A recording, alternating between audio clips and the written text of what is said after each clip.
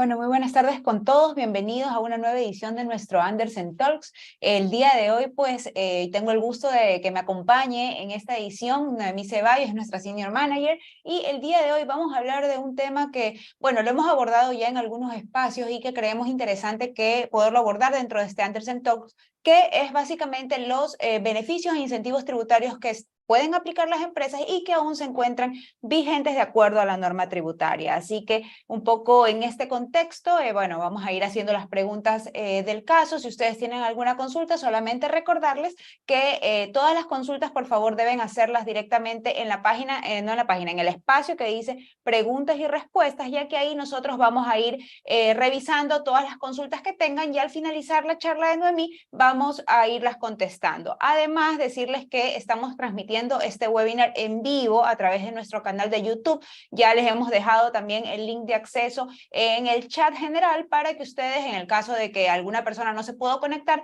pueda ver la transmisión directamente desde el canal de YouTube. También recordarles que este webinar está siendo grabado y asimismo ya el día de mañana lo van a tener disponible en el canal de YouTube en el caso de que tengan alguna consulta o quieran revisar nuevamente la información que vamos a abordar el día de hoy. Así que con eso y bueno, pues ya en consideración del tiempo que nos hemos tomado para que podamos ingresar todas las personas que se han registrado, pues primero dar la bienvenida a Noemí Ceballos. Ella es nuestra Senior Manager, que incluso es experta en toda la parte de inversiones, por lo que vamos a abordar este interesante tema el día de hoy. Así que bienvenida, Noemí. Bienvenido una vez más al espacio de Andersen Talks. Y bueno, un poco ya entrando en materia, quisiera ver contigo un poco el marco o las definiciones en sí de lo que significa beneficios e incentivos tributarios, porque bueno, sabemos que en la norma lo especifica de cierta manera, pero queremos comprender en el espectro general a qué nos referimos con esto, pues, ¿no? Sí. Gracias, Mariana. Buenas tardes a todos los que se han podido conectar. Muchísimas gracias por su tiempo y bueno, esperando de que esta sesión esté a la altura, ¿no? Primero recordar de que los incentivos y los beneficios tributarios, en nuestra norma siempre ha habido una diferencia cuando hablamos de incentivos y beneficios. Y los incentivos generalmente están dados a que el contribuyente reciba algo a cambio si hace algo. Y el beneficio generalmente está orientado a tal vez un premio que recibe el contribuyente, por decirlo de alguna manera, por hacer algo que no correspondería o que le correspondería hacer al Estado. Por ejemplo, beneficios del 150% por contratación de personas con discapacidad, 150% por promocionar eventos culturales Deportistas también, o ¿no? deportistas. Entonces, generalmente el beneficio está más relacionado a un premio que recibe el contribuyente por suplir algo que tal vez le correspondería al Estado realizar. ¿Okay? Entonces, y el incentivo en cambio es si el contribuyente realiza o ejecuta ciertas cosas de acuerdo a lineamientos de norma, recibe a cambio algo que es un incentivo. Generalmente está atado a una rebaja de tarifa de impuesto a la renta, como lo hemos visto en los últimos años, para cuando se tiene que hacer la declaración del impuesto a la renta como tal. Ahora, si nos vamos y hacemos un poquito de historia, es más o menos desde el año 2010 en donde existen los primeros incentivos. Vamos a hacer un recuento un poquito más adelante sobre los incentivos que han existido en el tiempo, pero te diría yo, Mariana, que más o menos desde el año 2010 fue el año en donde iniciaron o aparecieron estos primeros incentivos, que en la actualidad tenemos otros que en el tiempo se han ido eliminando, se han ido modificando. Ya vamos también a conversar qué pasa con esos incentivos eliminados. Y bueno, pero siempre van orientados a premiar al contribuyente que ejecute inversiones nuevas y productivas. Y en esa línea, Noemí, bueno, ya que tocaste el punto de los incentivos eliminados, como tú bien lo decías, dentro de, bueno, del último año, creería yo, bueno, a partir del año anterior, se eliminaron ciertos beneficios e incentivos que los contribuyentes podían aprovechar por las inversiones que realizaban. Entonces, ¿qué pasa con esos incentivos? ¿Aún se pueden aprovechar? ¿Estaban ya en la norma o de acuerdo a las leyes que han estado creándose últimamente? ¿Hay otras formas de aprovecharse? ¿Qué nos puedes comentar un poco ahí? Sí, recordemos que el incentivo y el beneficio tienen que estar previsto por ley.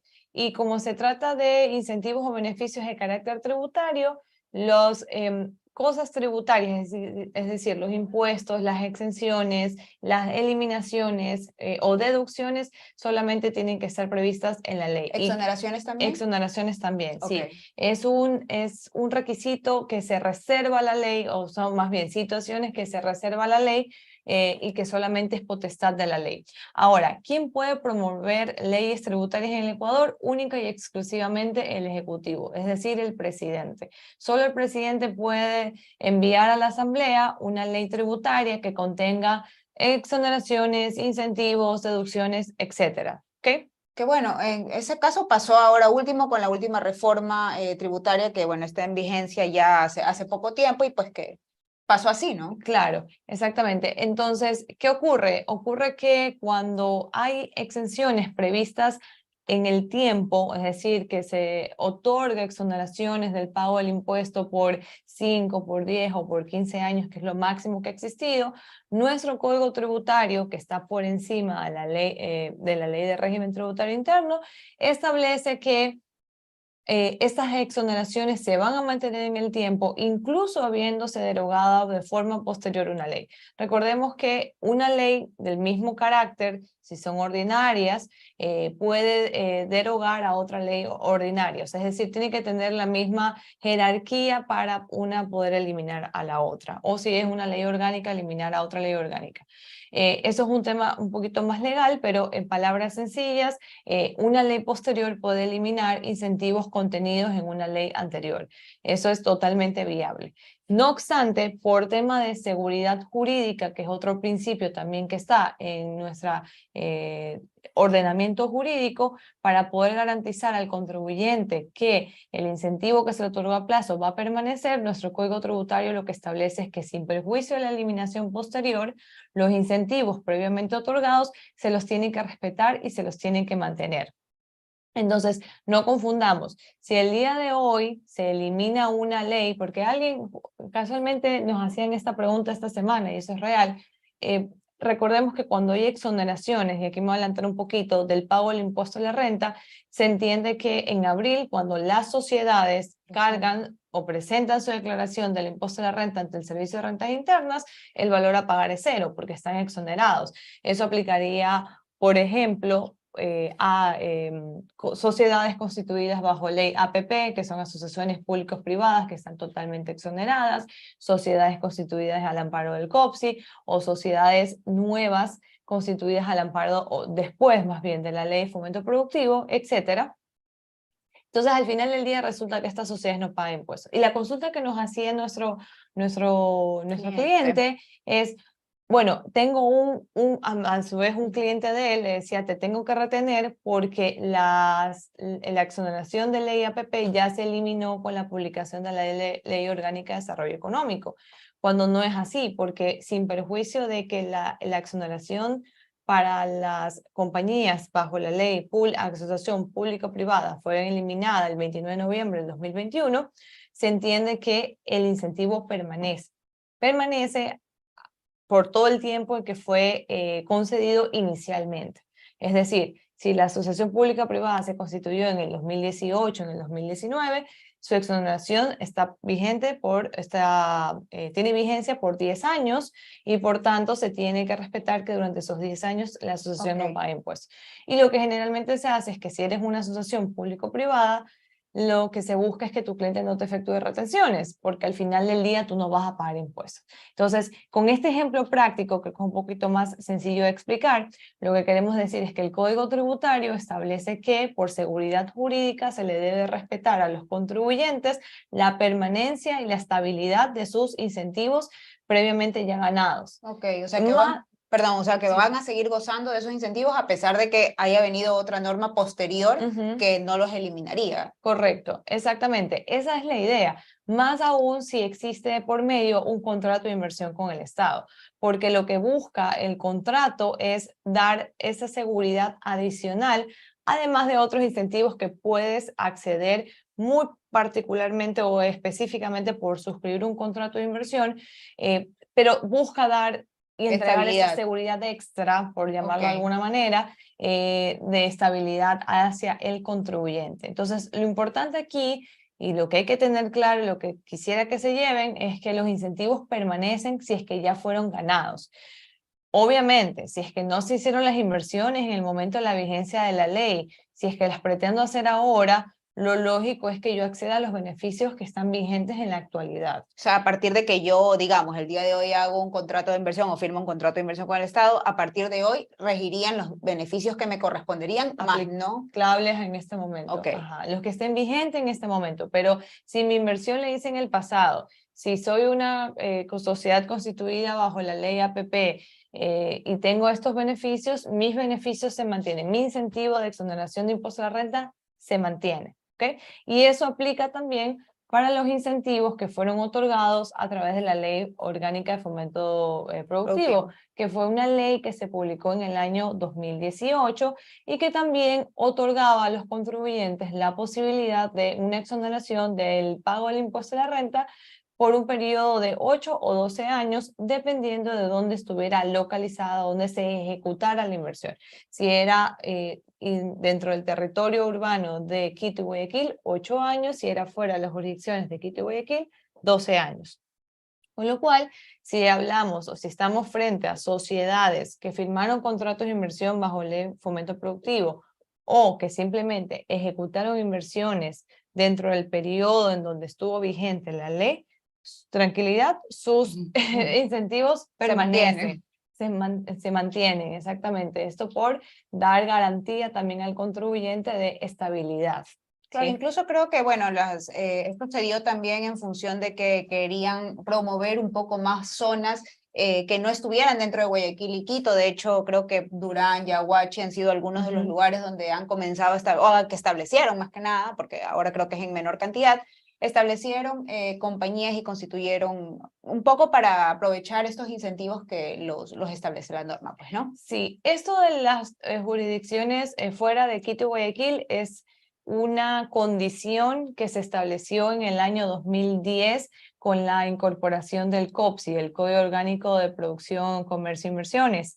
En esta norma se estableció un incentivo de exoneración del pago del impuesto de renta por 5 años para aquellas sociedades que se constituyeran a partir del año 2010, el 29 de noviembre, después de la publicación de esta norma, y que evidentemente está vigente desde la publicación del registro oficial. En este caso, para acceder a la exoneración del COPSI se preveía que la inversión debía de ejecutarse fuera de Quito y Guayaquil para poder acceder a estos 5 años.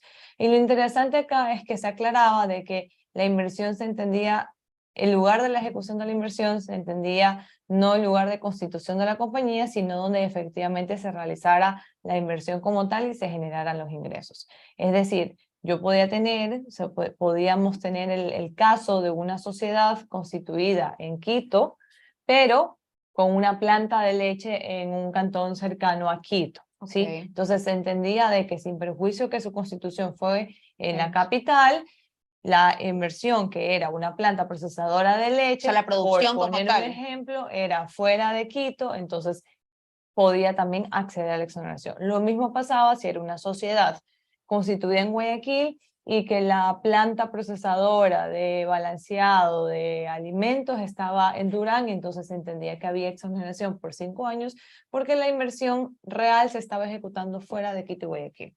¿Okay? Entonces no era un tema de constitución. Y así se fueron dando otros incentivos en el tiempo.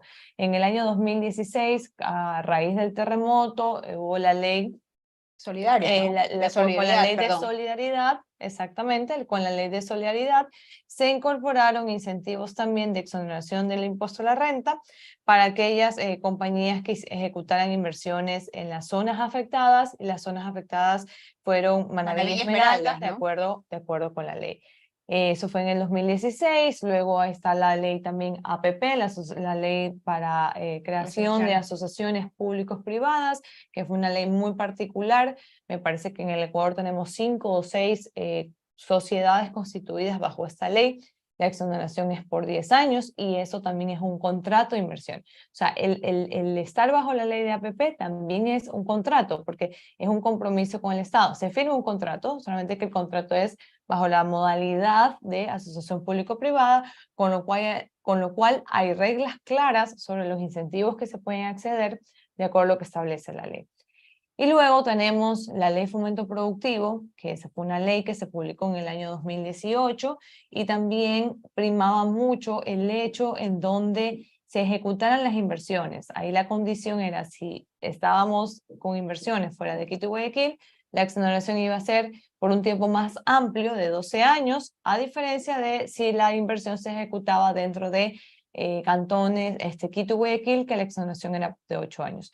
Lo que quería hacer la norma es ya no hacer esta discriminación de si estábamos dentro o fuera de Guayaquil, pero lo que sí hacía era un premio adicional por hacer el esfuerzo de salir de Quito y Guayaquil, que es el periodo por el cual se podrían aprovechar de las exoneraciones. Eso como un resumen general de los incentivos que estuvieron vigentes hasta el 29 de noviembre del 2021, porque con la publicación de esta ley, la Ley Orgánica de Desarrollo Económico, se eliminaron todos estos incentivos, todos los que hemos mencionado, COPSI, Ley de Solidaridad, APP, Asociaciones Públicas Privadas y Ley Orgánica para el Fomento Productivo. Obviamente, al momento de eliminar estas leyes, o eliminar, no las leyes, disculpen, eliminar los incentivos que estaban contenidos en estas normas, había ya incentivos que no se estaban aplicando. Por ejemplo, COPSI, si ya eras una sociedad que te habías constituido en el 2012, 2013, muy probablemente tu periodo de exoneración ya estaba finalizado, no obstante que el COPSI sigue existiendo y había un incentivo relacionado con esta norma, ¿no? Y obviamente, como en lo posterior se incorporaron nuevos incentivos que eran más atractivos, se terminaban aplicando los incentivos de ley de fomento productivo o ley de solidaridad en lugar de COPSI, porque era una norma que estaba con un incentivo menos atractivo de lo que pudiera establecer otras leyes. ¿Ok? Entonces, aquí lo interesante también era la forma en cómo se determinaban los incentivos en cada una de estas leyes, ¿no? Claro, creo que había una fórmula específica, por ejemplo, en el caso de la ley de solidaridad, cómo lo podías, matemáticamente hablando, cómo lo podrías obtener de acuerdo a lo que tenías que colocar. Un poco cómo funcionaba anteriormente en este cálculo de la proporcionalidad. Sí, ¿no? En el COPSI, como estábamos frente a sociedades que eran nuevas, porque las condiciones fueron también variando en el tiempo. Aquí hay una precisión. En el COPSI una condición es que la sociedad era nueva, recién incorporada, a diferencia de la ley de solidaridad, que fue la ley a raíz del terremoto, o ley de fomento productivo, que fueron leyes que se crearon en lo posterior, y más bien estas normas sí daban la posibilidad de que quien pudiera aprovecharse también sean sociedades ya existentes. O sea, ya no era una condición que sea una sociedad 0 kilómetros recién constituida a partir de la publicación de esta ley. Cuando eso ocurre, se genera un inconveniente o más bien una situación a resolver. ¿Cuál es esa situación? La situación es que si estamos frente a compañías existentes, se entiende que ya hay una operación previa. Y es una operación que viene pagando impuesto de la renta normal, como cualquier otra sociedad. Entonces, acá el reto era determinar una forma de cómo premiar al contribuyente por estas nuevas inversiones que estaba ejecutando, de tal manera que no se afecte a la renta que ya viene pagando o ya había pagado o que paga impuesto de la renta. Y aquí vamos a encontrar un sinnúmero de posibilidades o de opciones, porque mucho va a depender del negocio, ¿sí? Del negocio en el que estemos, y también mucho va a depender del tipo de inversión que estemos ejecutando. Voy a poner un ejemplo. Si el día de mañana estamos frente a una planta procesadora de alimento balanceado para camarón, por poner un ejemplo, y esta compañía viene operando con una planta, es clarísimo que el balanceado, los ingresos que generen por la venta de los sacos de balanceado de esta planta van a estar grabados de impuesto de la renta porque es lo que viene aplicando y como corresponde. Si el día de mañana en otra locación o en la misma locación se construye otra planta de balanceado, ¿sí? Es a esos ingresos a los que yo podría acceder a la exoneración del impuesto de la renta. Bajo la ley de fomento productivo se entendería que si hay una nueva planta para procesar alimento balanceado para animales, la idea es que yo pueda segmentar mi contabilidad y sobre los ingresos que genere esta planta, aplicar el 100% de exoneración del impuesto a la renta. Porque la ley de fomento productivo preveía esa condición. La primero que yo debo observar es si como contribuyente yo puedo segmentar contabilidad. Y aquí también hay un sinnúmero de cuestionamientos o más bien de interrogantes por decirlo hacerlo así. más apropiado. Exacto, de interrogantes porque la primera pregunta es cómo segmento la contabilidad, pero no tanto en la distribución, porque eso eventualmente pudiera ser lo menos complicado o lo menos complejo, sino más bien es si es que la contabilidad la tengo que segmentar desde mi sistema, si lo puedo hacer en un archivo en Excel. Hay muchas preguntas por parte de nuestros clientes que aprovechan estos incentivos que nos consultan de, bueno, ¿y cómo lo debo de hacer? Lo recomendable es que tu contabilidad esté segmentada desde tu sistema contable, porque se entiende que si eres una sociedad que lleva contabilidad, la idea es que el día de mañana, dando un clic, se Tengas pueda todo. generar exactamente un estado de resultados, al menos un estado de pérdidas y ganancias desde el sistema contable. ¿Cómo haces eso? Bueno, identificando los ingresos en el ejemplo que yo daba de la planta nueva, Y la de los sacos construcción balanceados. de la venta de los sacos balanceados que se generen por la construcción de esta nueva planta. Entonces, lo ideal es que yo identifique todo el ingreso relacionado con esta nueva planta, sus costos, sus gastos, y de ahí determino una utilidad. Esa utilidad es la que estaría exenta del pago del impuesto a la renta, de acuerdo a la ley de fomento productivo, que era lo que estaba vigente hasta el 29 de noviembre del 2021. Ahora, ¿qué pasa si la inversión no es un tipo de, no son adquisiciones de maquinaria, sino que son mejoras? Nuevamente, voy a tratar de dar todos los ejemplos que se me vengan a la mente de nuestros clientes para que esto sea lo más práctico posible. Si el día de mañana las inversiones son mejoras, que es ahí donde está también el reto, son mejoras, son adiciones, difícilmente se va a poder determinar la contribución de esa mejora al ingreso. Claro. ¿Por qué? Porque no va a haber una línea directa, o sea, no vas a poder identificar que esa mejora se hizo específicamente, digamos, hacia la planta que estaba produciendo los sacos de balanceado. Efectivamente, porque va a ser muy difícil la asociación del ingreso con la mejora, el aporte que está dando. Entonces, cuando eso definitivamente no es viable, no es posible, insisto, nuevamente, por el tipo de inversión que estás haciendo, entonces tenemos un plan B. Y el plan B es una fórmula. La fórmula que está establecida o que se establecía en la Ley de Fomento Productivo es básicamente el valor de las inversiones ejecutadas dividido para la propia planta de equipo más esas nuevas inversiones. Evidentemente el reglamento, por supuesto, como siempre lo hace, da definiciones, otorga definiciones de qué debe de entenderse cada una de las, cada uno de los componentes de la fórmula. Entonces, inversiones nuevas, las ejecutadas, son todas las que están relacionadas a o lo que se ha ejecutado durante el periodo de vigencia de la ley, dividido para la propia planta de equipo que ya existía, sin considerar depreciaciones y considerando revalorizaciones más la propia inversión ejecutada, para que matemáticamente haga sentido la fórmula.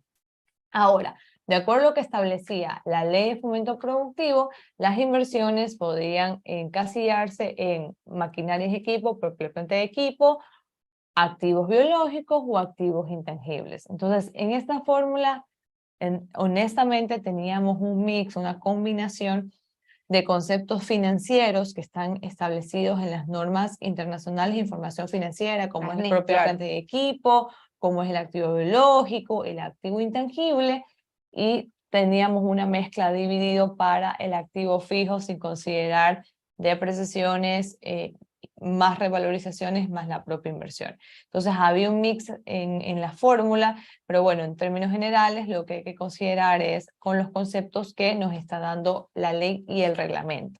Entonces con ello lo que sacábamos o lo que obteníamos era un porcentaje de peso, porque en realidad lo que estamos haciendo es tener un porcentaje de cuánto pesa mi nueva inversión frente a lo que ya había ejecutado. Y este porcentaje de peso se lo multiplicaba por la tarifa del impuesto a la renta. Para sociedades es el 25% en la actualidad. Ahora, ¿qué se buscaba? Se buscaba el determinar cuántos puntos de la tarifa me puedo descontar, porque al momento que yo determino un peso y lo multiplico por la tarifa, lo que estoy obteniendo es un porcentaje de la propia tarifa, ¿no? Entonces, estos puntos que me arrojaba la fórmula que yo determinaba, los restaba de la tarifa estándar. El tema es que yo no podía rebajarme más de o hasta 10 puntos porcentuales de la tarifa del impuesto de renta. Es decir, estos límites, ¿no? Claro, que ese era el límite máximo de rebaja de puntos en la tarifa. Con lo cual, si la tarifa es del 25% y lo máximo que me podía descontar era el 10%, terminaba pagando un 15%. Ahora, ¿sobre qué aplicaba este 15%? El 15% lo aplicaba sobre toda la base imponible. ¿Por qué? Porque no podía hacer esta discriminación de cuántos ingresos estaban relacionados a la nueva inversión o cuántos no estaban relacionados con la nueva inversión. Por tanto, lo que se establecía es que esta rebaja de puntos yo le aplicaba la totalidad de la base imponible y sobre eso determinaba mi impuesto. Y esa rebaja la podía aplicar por 8 o por 12 años. Y eso es lo que está vigente o lo que se puede aplicar. Vigente no, vigente porque ya se eliminaron, pero sí que pueden aplicar, sería la palabra correcta, aplicar a aquellos contribuyentes que se acogieron en su momento a estas disposiciones de ley de fomento productivo. ¿Ok? Entonces, hasta ahí una explicación en términos generales de lo que estuvo vigente hasta el 29 de noviembre. No sé, Mariana, si ahora conversamos para cerrar el capítulo de los beneficios y los incentivos de impuesto a la renta sobre el aprovechamiento de los incentivos vigentes, ¿te parece? Sí, bueno, básicamente ya nos has comentado que bajo las leyes anteriores, pues solo se podrían aprovechar aquellas compañías que se acogieron a alguna de estas normas que Noemí mencionó y bajo los parámetros que establecimos, incluyendo los límites que se podían acoger. Entonces, efectivamente, al momento, ¿qué está vigente? O sea, ya ahorita yo soy una compañía que no me acogí en su momento a ninguna de las leyes. ¿A qué tengo derecho el día de hoy, según la norma tributaria actual? Lo que está vigente es una rebaja de puntos porcentuales a la tarifa de impuesto a la renta, nuevamente premiando a aquellas sociedades que ejecuten inversiones nuevas y productivas.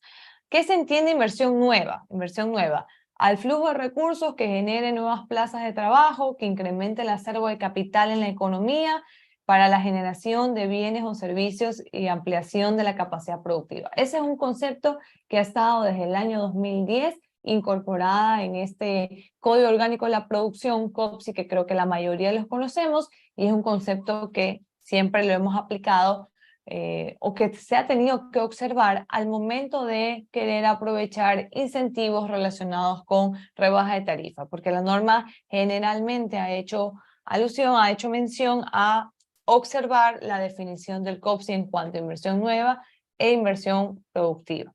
Ahora, lo interesante de esta exoneración es que es una rebaja de puntos. Esa rebaja de puntos puede ser de 3 o de 5 puntos, con lo cual, nuevamente, si estamos frente a una tarifa del 25%, puedo pagar 22% o puedo pagar hasta el 20%. Ya vamos a explicar cuándo puedo acceder a los 3 o a los 5 puntos con más detalle.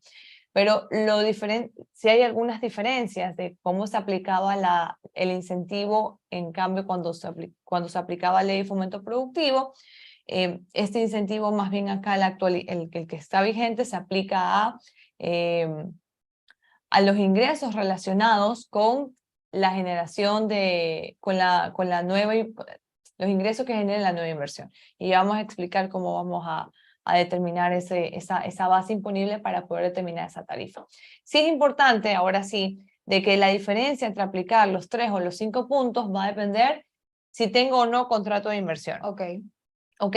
Entonces, ¿qué pasa si no tengo un contrato, por ejemplo? Si no tengo un contrato de inversión, mi rebaja será de 3 puntos. Si tengo contrato de inversión, la rebaja es de 5 puntos. Es decir, ahí estaría básicamente la diferencia en la tarifa que conversábamos hace un momento. La diferencia es suscribir un contrato de inversión, además de que suscribir un contrato de inversión da la posibilidad de otros incentivos tributarios, como es solicitud de exoneración del impuesto a la salida de divisas, que también es otro impuesto que luego puede ser materia de otro Anderson Talks en lo posterior, porque ha venido mutando y ha venido cambiando en el tiempo, ha venido evolucionando, la tarifa está bajando y hay algunos cambios que hay que observar para el siguiente año en cuanto a la aplicación del impuesto como tal. En todo caso, la diferencia fundamental está en que si firmamos el contrato de inversión o no, tengo rebaja de 3 puntos, tengo rebaja de 5 puntos y que puedo acceder a otra exoneración, como es el caso del impuesto a la salida de divisas, si es que si es que soy una sociedad que importa y que quisiera exonerarme de este impuesto. ¿Hay alguna diferencia en el plazo? Sí, sí hay diferencia en el plazo, hay diferencia en el plazo de aplicación del incentivo, porque este incentivo puede ser aplicado a hasta 15 años de haber efectuado la inversión no productiva. El inicio de la utilización del incentivo también es diferente, porque fíjate que en todos los incentivos anteriores la condición era generación de ingresos. El primer año que yo generaba ingresos como sociedad, el primer año que contaba como exoneración. Ahora, la aplicación de este incentivo está dado no en la generación de ingresos, sino que el inicio lo marca la generación de utilidad respecto de los ingresos que genere esta nueva inversión. Entonces, es a partir del primer año que yo genere utilidad, es en donde empieza a contar el reloj. O se inicia o se enciende el reloj, exactamente. Ahora, otro tema, más allá de los 15 años, también hay que monitorear cuánto es el valor que anualmente me voy beneficiando, que voy teniendo como incentivo de no pago de impuesto a la renta. ¿Por qué? Porque mi incentivo está dado en un aprovechamiento de hasta 15 años o hasta el momento en el que el contribuyente recupere la inversión realizada. ¿A qué me quiero referir? Voy a poner un ejemplo. Si el día de mañana se hace una inversión de 2 millones de dólares, esos 2 millones de dólares tengo que ir viendo cuánto genera de utilidad cada uno de los años, y sobre esa utilidad determino mi conciliación tributaria y aplico rebaja. Digamos que estoy aplicando rebaja de 3 puntos porcentuales. Entonces, todos los años, en lugar de pagar el 25%, pago 22%. ¿Correcto? Entonces, bueno, entonces yo tengo que llevar el monitoreo, tengo que ir haciendo el conteo de cuánto significa esos 3 puntos que dejé de pagar. O sea, cuánto hubiese sido la diferencia si hubiera aplicado como contribuyente la tarifa del 25% frente a aplicar la tarifa del 22%. La diferencia siempre van a ser estos 3 puntos, evidentemente. Entonces, es cuánto significa estos puntos. Y estos 3 puntos, irlos sumando en el tiempo, exactamente, en el tiempo. Y tengo que monitorear hasta qué momento yo llego o ya me he aprovechado, más bien aprovechando, he dejado de pagar los 2 millones que invertí. Si en el año 10, por poner un ejemplo, me doy cuenta o ya contabilizo de que en el año 10 ya dejé de pagar, o más bien me he ahorrado 2 millones de dólares, claro. Ajá, es lo que es el sacrificio fiscal o el impacto fiscal que ha tenido la aplicación de la rebaja de la tarifa. Entonces, como lo voy contabilizando año a año, voy haciendo esta diferencia entre el 22 y el 25%, al momento en que el contribuyente identifique que ya ahorró los 2 millones de dólares porque es el valor de la inversión que ejecutó, hasta ahí aplico el beneficio. Sin perjuicio que esté en el año 10. Entonces, lo que hay que considerar es que a diferencia del incentivo anterior de la Ley de Fomento Productivo, lo que sí se establece de forma clara en esta ley, en la Ley Orgánica de Desarrollo Económico, es que la aplicación del beneficio será de hasta por 15 años o al momento en que se recupere la inversión, lo que ocurra primero. Entonces, ese va a ser lo que va a marcar el periodo de aplicación del beneficio como tal. ¿Pero existe alguna condición o no existe alguna condición puntual sobre este? Sí, está escrita. La condición está escrita de forma expresa, es clara, y entonces es lo que ocurra primero entre las dos situaciones que acabo de comentar. Sí, efectivamente eso sí está muy, muy claro y está escrito. Entonces, y en la suscripción del contrato de inversión, lo que hay que tener en cuenta, porque se preguntarán, bueno, y yo puedo ir a suscribir un contrato de inversión. En general, todos podemos ir a suscribir un contrato de inversión. Flujo en los fondos. Siempre que la inversión sea de al menos de $1 millón. Esa es la condición que está establecida en la norma para poder ir a firmar un contrato de inversión. Ahora, se preguntarán también, ¿y cuándo o en qué momento debo hacer la inversión del $1 millón? Bueno, la respuesta es, no es necesario que la inversión del $1 millón sea ejecutada durante el primer año. Lo que sí se exige es que dentro del primer año de la suscripción del contrato de inversión, al menos se haya ejecutado una inversión de $250.000 y pues el resto se lo va haciendo en el tiempo, en función de un cronograma que es el compromiso del propio contribuyente de ejecutar la inversión. Entonces, obviamente este incentivo va a ser más beneficioso porque voy a poder hacer una rebaja de 5 puntos en la medida en que suscribo un contrato de inversión, siempre que la inversión sea superior a $1 millón. Para los que lamentablemente la inversión no va a ser más de $1 millón, puedo acceder a una rebaja de 3 puntos, pero sin contrato, porque no voy a ir a poder firmar el contrato. Y ahora, ¿qué pasa igual si, por ejemplo, dentro de este contrato lo firmé con el millón, pero no cumplo las condiciones? Porque entiendo que hay ciertas condiciones como empleo y demás. Sí. ¿Hay algún caso ahora que nos puedas como comentar sobre qué ha pasado o si es que todavía sigue en vigencia este tema del monitoreo de los contratos en el parte de los incentivos? Como para tener una idea, ¿no? Sí, me parece muy interesante. Solamente quiero aclarar la determinación también del incentivo porque es diferente a lo que está en la Ley de Fomento Productivo y si luego nos cambiamos de tema no hay problema. Se me pasa. La determinación de este incentivo también está dado en una segmentación segmentación de contabilidad. Es la primera regla, muy parecido a lo que establecía la Ley de Fomento Productivo. Entonces, lo primero que debe de establecer el contribuyente es si los ingresos yo los puedo segmentar. Al menos un estado de resultados, que es lo que va a marcar la pauta para poder determinar la base imponible, la base fiscal sobre la cual voy a poder aplicar la tarifa del 22 o del 20%, la reducida. Entonces, lo que establece la ley es que si no hay posibilidad de segmentar la contabilidad, me voy al plan B. Y el plan B es determinar un porcentaje de la base que se encontraría exonerada. A diferencia de la ley de fomento productivo, lo que se determinaba o se encontraba en función de una fórmula es el porcentaje que me voy a descontar de la tarifa del impuesto como tal, que era hasta 10 puntos. Pero como acá ya está marcado cuántos son los puntos que me voy a descontar, ya no puedo afectar a la tarifa. Entonces, si no afecto a la tarifa, me queda la otra variable, que es la base. Entonces, lo que voy a afectar es a la base. Y lo que voy a determinar en función de una fórmula que está establecida en el reglamento es el porcentaje de la base fiscal que se encontraría afectada por esta nueva tarifa reducida. En general, es eso lo que establece la fórmula. Por tanto, lo que hago es nuevamente determinar cuál es mi inversión frente a mi total de activos no corrientes. Y entonces voy haciendo esta división matemática, multiplico por 100 para poder sacar un porcentaje, determino la base imponible y esa base imponible le aplico el porcentaje que obtuve. Digamos que la relación de inversión nueva frente a mi total de activos corrientes es el 20%, entonces en palabras sencillas significa que el 20% de mi base imponible va a estar afectada por una tarifa reducida y que el 80% restante va a estar afectada por la tarifa de sociedades, la vigente, que es el 25%. Entonces, esa apreciación quería hacer porque la forma de determinar la aplicación del incentivo cuando no hay segmentación de costos, cuando no hay segmentación de ingresos, de contabilidad, es diferente a la que se establece en la Ley de Fomento Productivo, solamente para tenerlo en cuenta.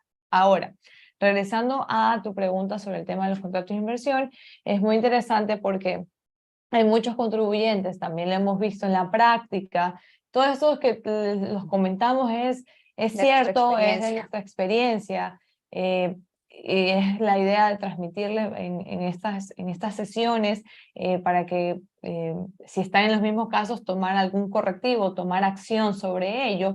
Lo que ocurre es que cuando firmamos un contrato de inversión, recordemos que estamos comprometiéndonos, claro. O sea, nos estamos comprometiendo a cosas.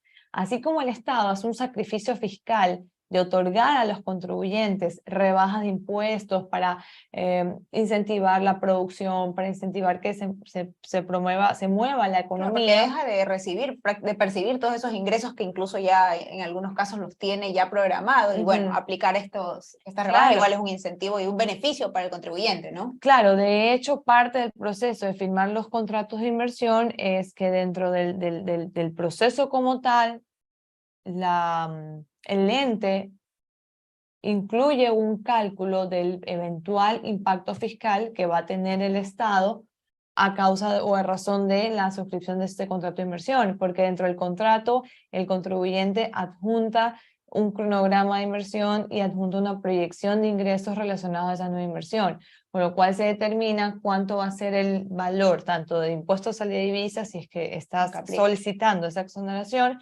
o cuánto va a ser el impuesto a la renta que el Estado va a dejar de recibir producto de la ejecución de esta nueva inversión. Entonces, más allá de eso, el contribuyente también se compromete, como tú decías, a generar plazas de empleo. Claro. Por dar un ejemplo. También se compromete a ejecutar una inversión, porque hay un cronograma de inversión.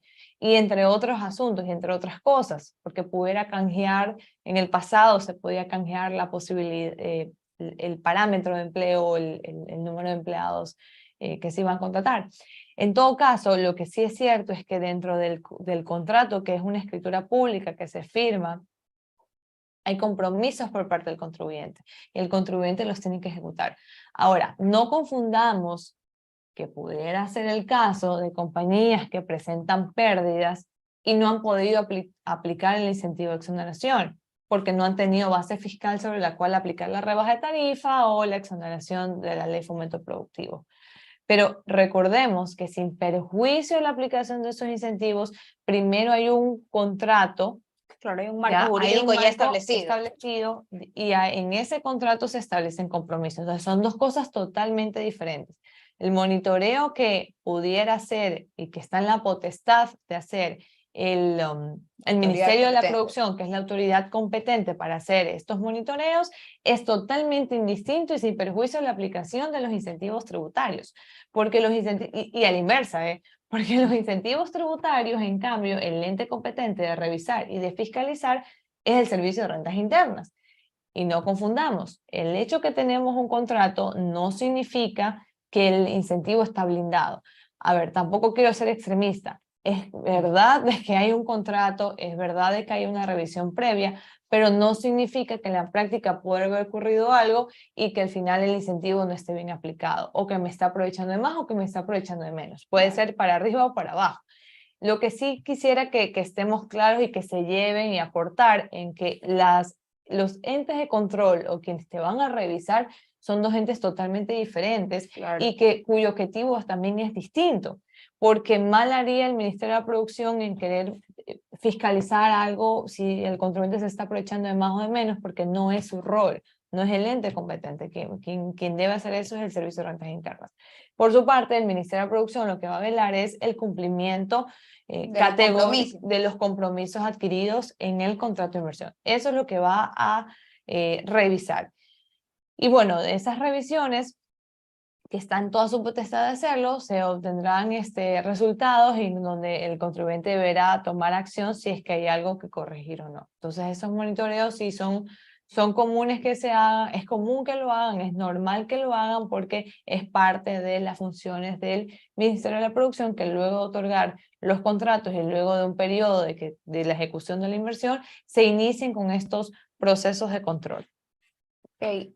Noemí, también vemos un poco, bueno, ya vimos acerca de los incentivos y bueno, también el tema de los contratos de inversión. Ahora, hablemos un poco de las deducciones, que entiendo que esto también es un tema de los beneficios tributarios. ¿Qué está vigente o qué ahora todavía podemos aprovechar o qué podríamos revisar que aún no se han aprovechado y que pueden ponerse en práctica aún? Sí, con la ley de desarrollo económico, que fue la ley que se publicó el 29 de noviembre del 2021, la LODE, la conocida LODE, se eliminaron algunos beneficios tributarios, por ejemplo, beneficio por incremento neto, ¿sí?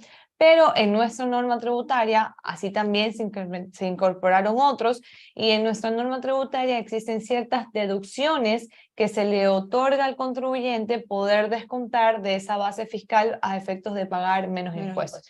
Las deducciones, solamente para ponerlo en contexto, en cristiano, en palabras sencillas, las deducciones son todos esos valores que uno puede descontar, es decir, hacer un menos para poder determinar la base sobre la cual voy a pagar mis impuestos, ¿sí? Son cosas que yo me pueda descontar, así de sencillo. Entonces, tenemos en la actualidad deducción del 100% de gasto adicional por gasto de precesión.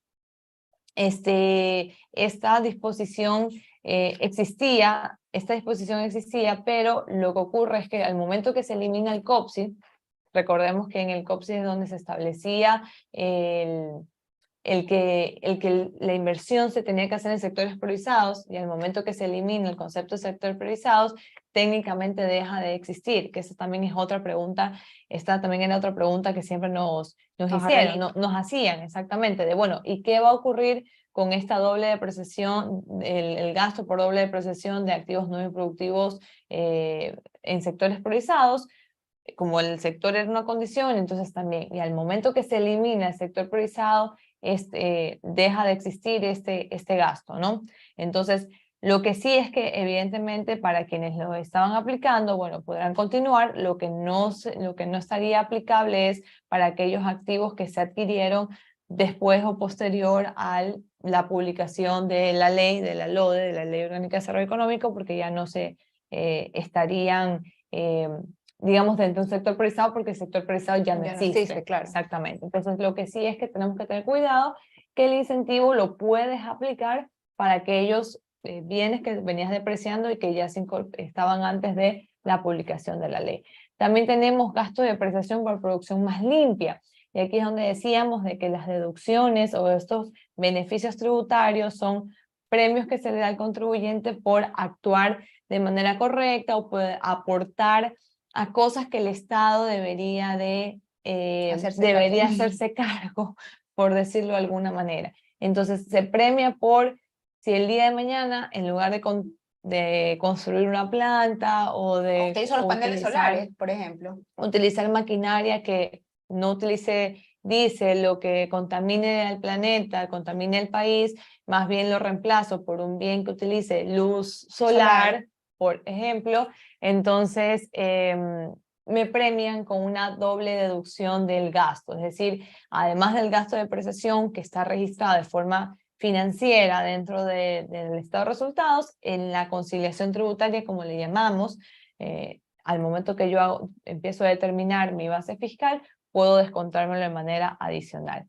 También hay deducción adicional por gastos de seguros médicos y privados, por medicina prepagada, contratados a favor de los trabajadores. Este es un beneficio que tiene sus condiciones. Tiene límites también, ¿verdad? ¿O no? Más que límites, tiene la condición de que el beneficio debe ser para todos los colaboradores. Y aquí hay que tener mucho cuidado. Porque lo que se suele hacer es que se inicia la relación laboral, y generalmente en la relación laboral hay un periodo de prueba dentro del contrato. Los contratos ahora son indefinidos, pero se puede incorporar esta cláusula del periodo de prueba, y lo que se hace es que dentro de esos primeros 90 días no se lo incorpora dentro del seguro porque digamos hay que ver si la persona continúa. En todo caso, lo que ocurre es que al momento que ya se contrata, porque ya hay el contrato de por medio, sin perjuicio de que existe esta posibilidad, lo cierto es que ya existe el vínculo, ya hay una relación de dependencia, ya hay una relación ya está vinculado a ti como colaborador y es un trabajador bajo relación de dependencia. Entonces cumple todas las características para que sea parte de tu nómina, y una de las condiciones para acceder a esta deducción adicional es que toda la nómina esté asegurada. Entonces, lo que hemos visto en la práctica es que no se lo asegura hasta después de que finalice este término. si continúa el colaborador en la empresa. Entonces, sí hemos visto casos en donde en procesos de terminación se ha intentado, se glosa esta doble deducción porque no se estaría cumpliendo bajo la perspectiva del servicio de rentas internas con la condición de que toda la nómina estuvo enrolada. Entonces, en eso hay que tener mucho cuidado. Una pregunta frecuente dentro de la utilización de este beneficio es si tengo que tener el mismo tipo de seguro para toda la nómina. Eso no lo establece la ley. La condición es que toda la nómina esté asegurada. ¿Y si debe estar aquí en el país o no? ¿Eso tampoco está establecido o sí? Lo que pasa es que generalmente tiene que ser con una aseguradora o seguro que, digamos, opere en el país y que guarde con toda la reglamentación de seguros, porque es una ley muy especial. Pero lo que sí es una condición es que toda la nómina esté enrolada. Con un seguro médico contratado por la compañía para que el gasto sea deducible.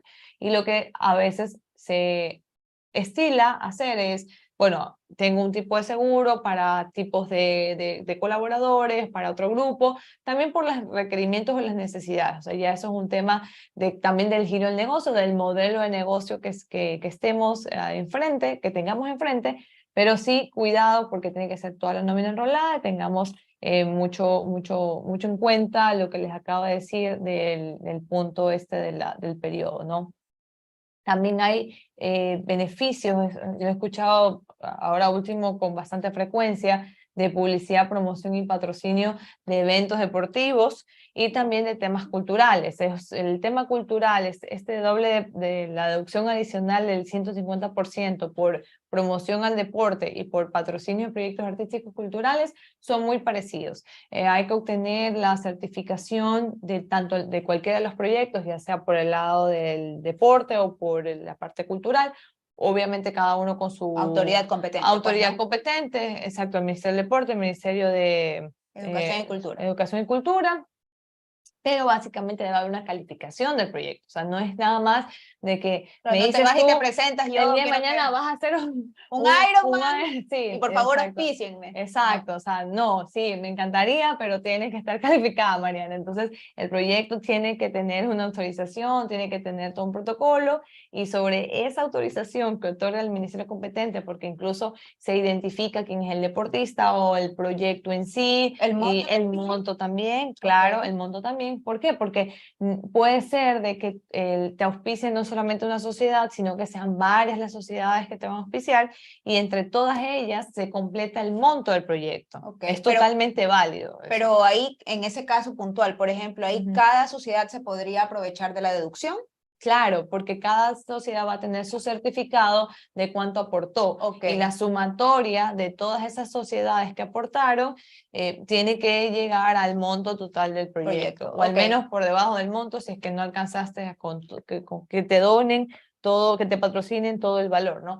Pero en todo caso, cada sociedad tiene su certificado y ese certificado es el justificativo para el servicio de rentas internas, el día que te revise, de que soporta tu ya deducción, que soporta tu deducción, sí. Entonces son dos beneficios muy similares y que lo principal aquí que hay que tener claro es que se debe contar con el debido soporte tanto de la aprobación del proyecto, que eso lo hace el gestor, el que está ejecutando el proyecto como tal, y que eso va a servir para que luego la compañía pueda obtener también su certificado y pueda soportar su deducción dentro de la conciliación tributaria. Entonces son beneficios, deducciones muy interesantes si alguien quiere apoyar al deporte o a la producción cinematográfica, que también entiendo que está dentro de esa línea, el tema también de los proyectos culturales, eventos culturales que se generen también a favor de algunas instituciones, pues eso también es un beneficio importante que se puede aprovechar, deducción sobre todo de este beneficio, pues no.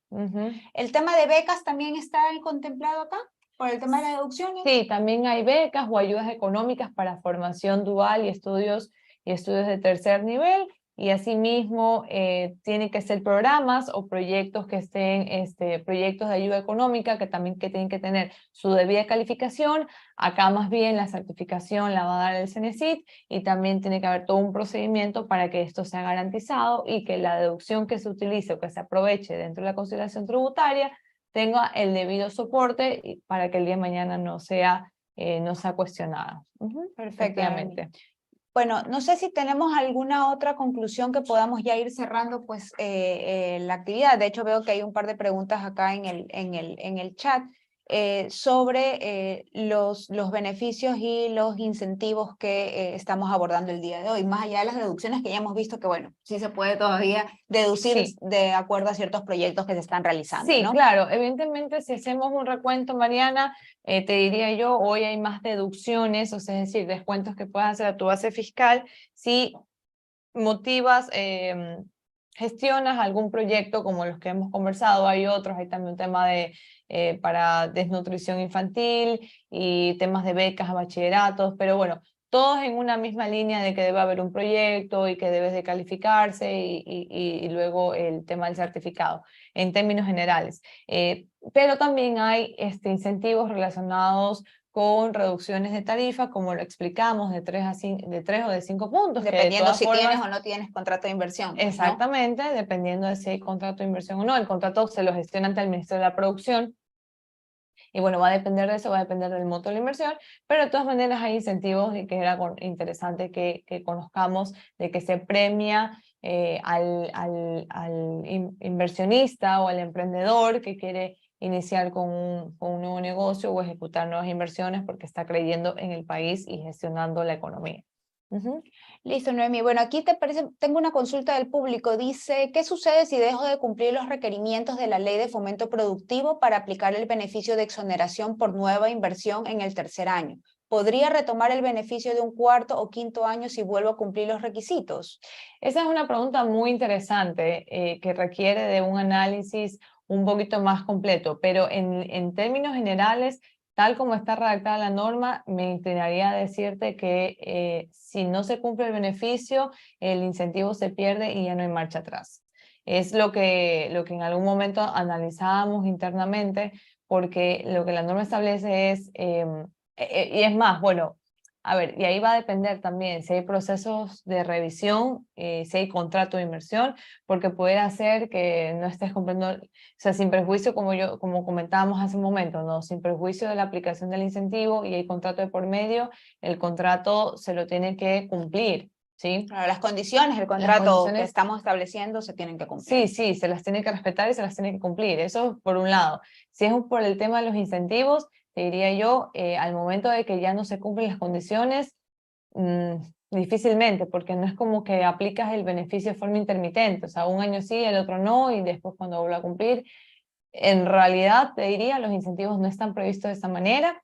En principio es, si ya no cumples un año, difícilmente vas a poder aplicar los siguientes, sobre todo, y más bien, ahí lo que invitaría a analizar es identificar desde qué momento dejé de cumplir, porque el día de mañana podría yo no haberme dado cuenta de que no estaba cumpliendo con condiciones y resulta ser que me aproveché de incentivos cuando no correspondía. Claro. Exacto, y lo que pudiera generarse ahí es de que si el Servicio de Rentas Internas lo identifica, habrían reliquidaciones de tributos.